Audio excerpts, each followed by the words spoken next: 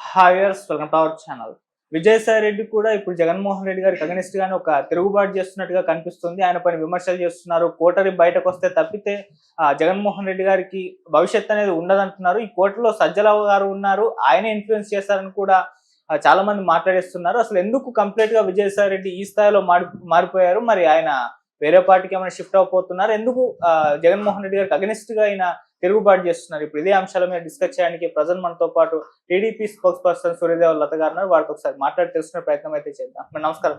నమస్తే మేడం, జగన్మోహన్ రెడ్డి గారికి ఆల్రెడీ షర్మిల గారు ఉండగా మళ్ళీ ఇప్పుడు అంతే క్లోజ్ ఉన్న విజయసాయి రెడ్డి గారు కూడా రాజకీయ సన్యాసం తీసుకుని బయటకు వచ్చి ఆయన పైన విమర్శలు చేయడం చూస్తున్నాం. అంటే ఎందుకు ఈ విధంగా విజయసాయి రెడ్డి గారు ఈ విధంగా కంప్లీట్ గా మారిపోయారు? మరి ఎందుకు జగన్మోహన్ రెడ్డి గారి పైన విమర్శలు చేస్తున్నారు? అసలు ఏం జరిగింది? మరి ఆయన విమర్శల పైన మీ ఒపీనియన్ ఏంటి మేడం?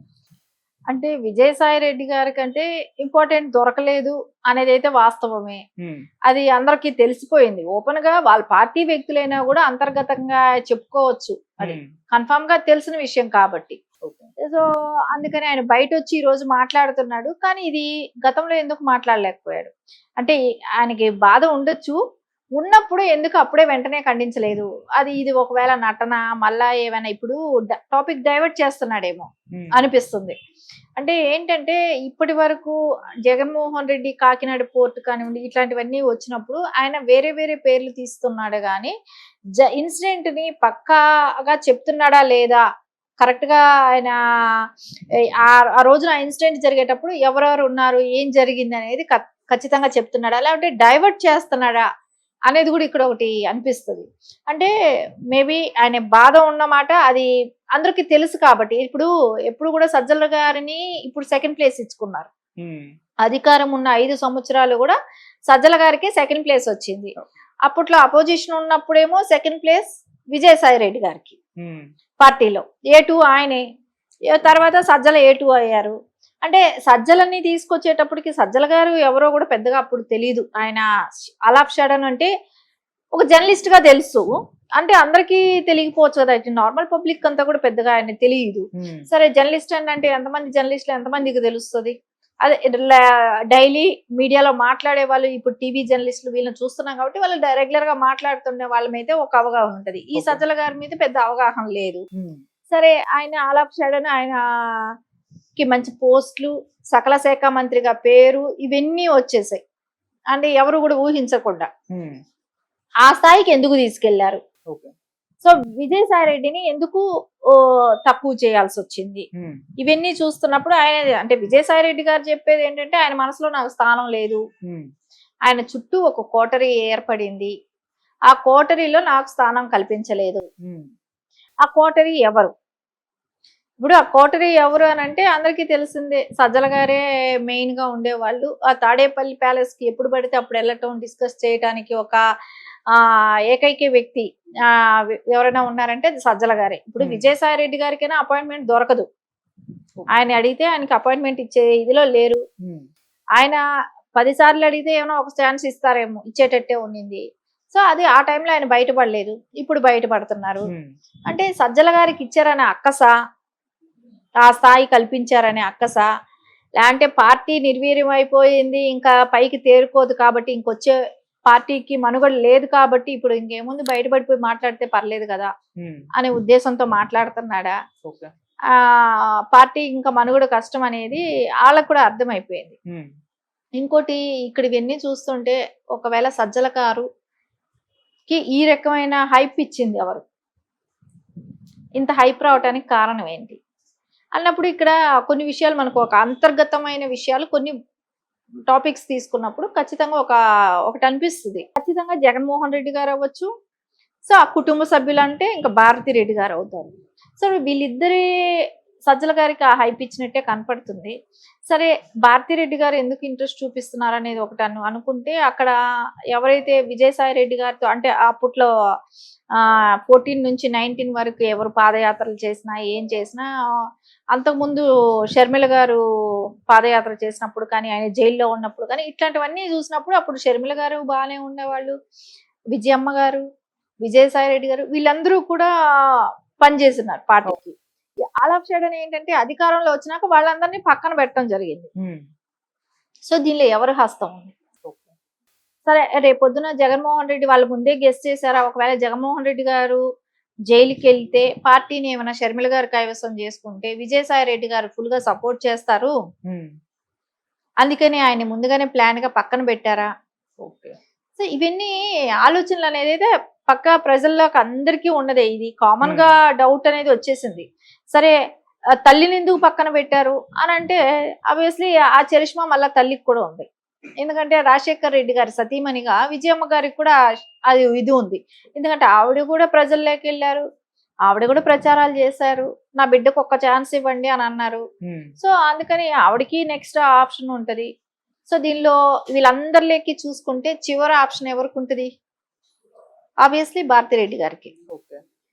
ఈ తల్లి చెల్లి తర్వాతే భారతిరెడ్డి గారికి వస్తుంది. ఎందుకంటే ఇక్కడ రాజశేఖర్ రెడ్డి గారి సంతానం కాబట్టి షర్మిల గారికి ఉంటుంది, సతీమణిగా విజయమ్మ గారికి ఉంటుంది. సో వీళ్ళనందరినీ పక్కన పెట్టాలి అనుకున్నప్పుడు అక్కడ కొత్త వ్యక్తి, అక్కడ సజ్జల లాంటి వాళ్ళు రావాలి. వాళ్ళు ఎవరి మాట వింటారు, భారతిరెడ్డి గారు తెచ్చి పెట్టుకున్న వాళ్ళు కాబట్టి వాళ్ళ మాటే వింటారు, వీళ్ళని పక్కకు పెడతారు. విజయసాయి రెడ్డి గారు అయితే పక్కన పెట్టలేరు అనే ఒక ఉద్దేశంతో విజయసాయి రెడ్డి గారిని పక్కకు తప్పించుండొచ్చు. ఓకే. సో ఇవన్నీ చూస్తుంటే మనకు ఖచ్చితంగా అనిపిస్తుంది విజయసాయి రెడ్డి గారిని తప్పించడానికి ఇంత స్కెచ్ అయితే జరిగినట్టే అనిపిస్తుంది, మాస్టర్ ప్లాన్ లాంటిది జరిగింది. సరే ఆయన అంటున్నాడు నేను చాలా చేశాను పార్టీ కోసం, నేను చాలా కష్టపడ్డాను అని అంటున్నారు. అదే రకంగా పోస్టులు ఇచ్చారు, నాకైతే పోస్టులు కల్పించారు, అధికారం ఇచ్చారు అని చెప్తున్నారు. నేను దానికన్నా ఎక్కువ పనిచేశాననే మాట కూడా చెప్పారు. నేను చాలా త్యాగాలు చేశానని చెప్తున్నారు. ఖచ్చితంగా 3 తరాలుగా నేను త్యాగం చేశానని ఆయన చెప్తున్నాడు. అంటే రాజారెడ్డి గారి టైం దగ్గర నుంచి, రాజశేఖర్ రెడ్డి గారి టైం దగ్గర నుంచి ఇప్పుడు జగన్ గారి టైం వరకు ఆయన నేను 3 తరాలు అంటే వాళ్ళ ఫ్యామిలీలో వచ్చే ఇన్కమ్స్ కానివ్వండి, వాళ్ళకి అంటే సీఏగా చేసిన ఆడిటర్ గా ఉన్నప్పుడు లాభాలు నష్టాలు అన్ని ఆయనకే తెలుసు. అంటే గతంలో రాజశేఖర్ రెడ్డి గారి సీఎం కాకముందు వాళ్ళ పరిస్థితులు ఏంటి, అయిన తర్వాత ఒక పరిస్థితులు ఏంటి, మళ్ళీ జగన్మోహన్ రెడ్డి గారు సీఎం అయిన తర్వాత పరిస్థితులు ఏంటి, ఇవి ఇన్ని రకాలుగా ఆయనకి అన్ని రకాల ఐడియా అయితే ఉంది కదా.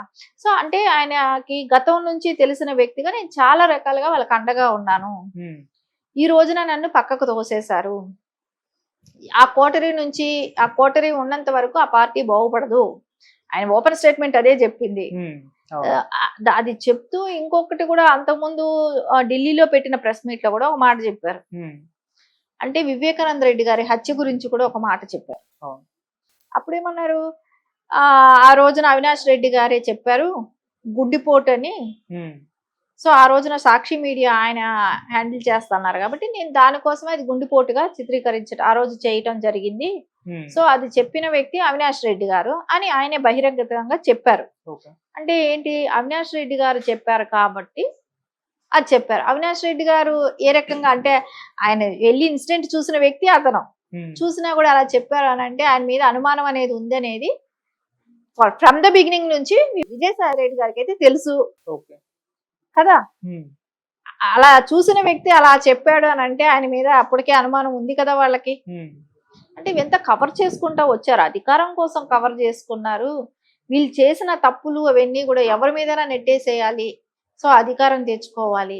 సో ఈరోజు వాళ్ళు మేము కరెక్ట్ అని చెప్పుకోవటానికి అన్ని విషయాలు ఒక్కొక్కటి బయట రావచ్చు, వస్తాయి. కానీ అది అనిపిస్తుంది జగన్మోహన్ రెడ్డి గారికి తగలకుండా వేరే విధంగా టర్న్ తీసుకుంటుందా అనేది ఆలోచించాలి.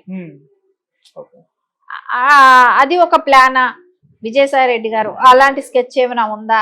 ఎందుకంటే ఇప్పుడు వీటన్నిటికీ జగన్మోహన్ రెడ్డి గారు సీఎం గా ఉన్నప్పుడు ఆయన ఎలాంటి యాక్షన్ తీసుకోలేదు. వివేకానంద రెడ్డి గారి హత్య కానివ్వండి, ఈ ఎక్కడ జరిగిన స్కామ్లైనా లిక్కరే కావచ్చు, పోర్టులు కావచ్చు, ఇసుక కావచ్చు, మైనింగ్స్ ఇవన్నీ ఉన్నాయి కదా, ఇవన్నీ రూట్ మారుతున్నాయా అని అనిపిస్తుంది. అంటే గత సీఎం కి ఏమీ మరకలు అంటనివ్వకుండా రూట్ మారుస్తున్నారా, అలాంటి స్కెచ్ ఏమైనా విజయసాయి రెడ్డి గారు వేసారా అనేది కూడా ఇక్కడ ఆలోచించాలి. అంటే మీడియాగా తీసుకుంటే ఆయన ప్లస్లు చెప్పొచ్చు, మైనస్లు చెప్తున్నాము. ఇక్కడ విజయసాయి రెడ్డి గారు ఎంతవరకు ఇది నమ్మేటట్టు ఉంది, మీరు టర్న్ తీసుకున్న విధానంలో తేడా కనపడుతుందేమో అనిపిస్తుంది. సరే ఇప్పుడు ఒకవేళ మేబీ కాపాడాలనే ఉద్దేశంతో కాపాడినా రేపు పొద్దున ప్రజలకైతే తెలుస్తుంది కదా. ఇప్పుడు కోడికత్తి కాదు, ఒక టైంలో ఏమన్నారు, కోడికత్తితో అటాక్ చేపించింది నారా చంద్రబాబు నాయుడు గారు అని అన్నారు. ఈ రోజున ప్రజలకు ఓపెన్ గా తెలిసింది కదా ఎవరు చేశారు ఏంటి. 5 ఏళ్ళు ఆయన సీఎం గా ఉండి కోర్టుకు కూడా అటెండ్ అవ్వకుండా, ఇప్పుడు ఎవరైనా ఒకరిని హత్య చేయబోయారు అన్నప్పుడు వాళ్ళ మీద కసి ఉంటది, కోపం ఉంటది, వాళ్ళ మీద సాక్ష్యం చెప్పడానికి అటెండ్ అవుతారు. ఇక్కడ సీను విషయంలో అటెండ్ కూడా కాలేదు కదా. ఎన్నిసార్లు పలుదపాలు పిలిచారు కదా కోర్టుకు వచ్చి సాక్ష్యం చెప్పమని. ఇప్పుడు ప్రజలకు ఒక క్లారిటీ వచ్చేసింది కదా, అది జరగలేదు, జరగని ఇన్సిడెంట్ ని పెద్దదిగా చిత్రీకరించి ఆ రోజున ఆ రకంగా హైలైట్ చేశారు. ఆ రోజు ఉన్న తెలుగుదేశం పార్టీ మీద బ్లేమ్ చేయడం కోసం అనేది క్లియర్ కట్ గా అర్థమైపోయింది.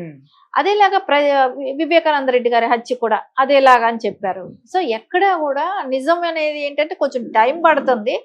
మీరు ఎన్ని రకాలు ఏం మార్చినా ఏం చేసినా కూడా నిజం అనేది ఎప్పటికైనా నిలకడ మీద తెలుస్తుంది అన్నట్టు. కొంచెం లేట్ అవ్వచ్చు, అన్ని ఓపెన్ అవుతాయి, బయట వస్తాయి. రాజకీయ సన్యాసం తీసుకున్నాను అన్నారు విజయసాయి రెడ్డి గారు, వ్యవసాయం చేసుకుంటానని కూడా చెప్పారు. మళ్ళీ ఇప్పుడు వచ్చి పొలిటికల్ కామెంట్స్ చేయడాన్ని ఏ విధంగా చూస్తారు? మళ్ళీ బీజేపీలో చేరబోతున్నారంటూ కూడా వార్తలు అయితే వినిపిస్తున్నాయి.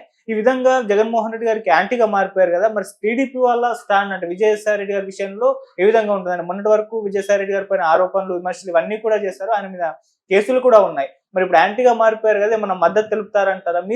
మీరేం చెప్తారు మేడం దీని పట్ల? అంటే ఇప్పుడు వాళ్ళ పార్టీ అంతర్గత విషయం, నాకు సంబంధం లేదు. మా పార్టీలో అవసరం లేదు. ఇప్పుడు మాకేమైనా లీడర్స్ తక్కువ ఉన్నారా, లేకుంటే మాకు ఎక్కడైనా నాయకులు కొరత ఉందా, అలాంటిది ఏమీ లేదు. సో ఆల్రెడీ వాళ్ళు కేసుల్లో ఇరుక్కున్న వాళ్ళు, మాకు అవసరం లేదు. ఇప్పుడు టీడీపీకి వాళ్ళని పిలిపించుకొని వాళ్ళకి ఇచ్చుకోవాల్సినంత అవసరం అయితే ఏమీ లేదు. అది ఆయన ఇష్టం, ఆయన ఏ పార్టీకి వెళ్తారు, ఏం చేస్తారు అనేది. కాకపోతే ఇప్పుడు ప్రస్తుతానికైతే ఆయన ఏ పార్టీలో ఉండను అని అంటున్నారు కదా. నేను వ్యవసాయం చేసుకుంటాను, నాకు పార్టీలో అవసరం లేదు, నాకు రాజకీయ సన్యాసం తీసుకున్నాను, ఇంకా నేను రాజకీయాల్లో ఏ పార్టీలో కూడా ఉండదలుచుకోలేదు అనేది క్లియర్ కట్ గా చెప్పాడు. సరే, ఆ మాట మీద ఎంతవరకు నిలబడతాడు అనేది వేచి చూడాల్సిందే. వన్స్ రాజకీయ అనుభవం వచ్చిన తర్వాత రాజకీయాలు ఇది ఆయన ఒక రాజ్యసభ సభ్యులుగా ఉండటమే కానివ్వండి, ఇవన్నీ చూసిన తర్వాత రేపు పొద్దున ఏ పార్టీని ఆఫర్ చేస్తే వెళ్ళిపోవచ్చు. ఉంటాడని అయితే నమ్మలేము. రేపు పొద్దున ఇదే వైసీపీలో మళ్ళా వెళ్ళొచ్చు, అది కూడా నమ్మలేము. నాకు మళ్ళా మనసులో చోటిచ్చారు జగన్మోహన్ రెడ్డి గారు, పిలుచుకున్నారన్నా ఆశ్చర్యపోవాల్సింది. మళ్ళా రేపు నాకు మనసులో చోటు దొరికింది, అందుకే నేను వెళ్ళిపోయినానని మళ్ళా ప్రెస్ మీట్ పెట్టినా పెట్టచ్చు.